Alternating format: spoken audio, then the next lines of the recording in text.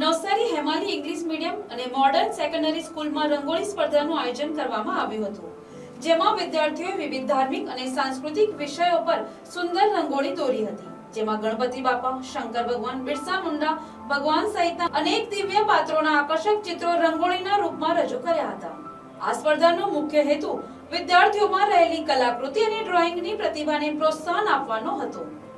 આ કાર્યક્રમ દ્વારા બાળકોમાં સર્જનાત્મક, રંગ સંવેદના અને સાંસ્કૃતિક ભાવના વિકસાવવા પ્રયાસ કરાયો હતો। શાળાના પ્રિન્સિપાલ તેમજ શિક્ષક મંડળે બાળકોના પ્રયાસોને બિરદાવ્યા હતા અને શ્રેષ્ઠ પ્રદર્શન કરનાર વિદ્યાર્થીઓને પુરસ્કાર આપવામાં આવશે તેવી માહિતી આપવામાં આવી હતી। આ રંગોળી સ્પર્ધાએ સમગ્ર શાળા પરિસરમાં દિવાળીના પર્વ જેવો ખુશીનો માહોલ સર્જી દીધો હતો।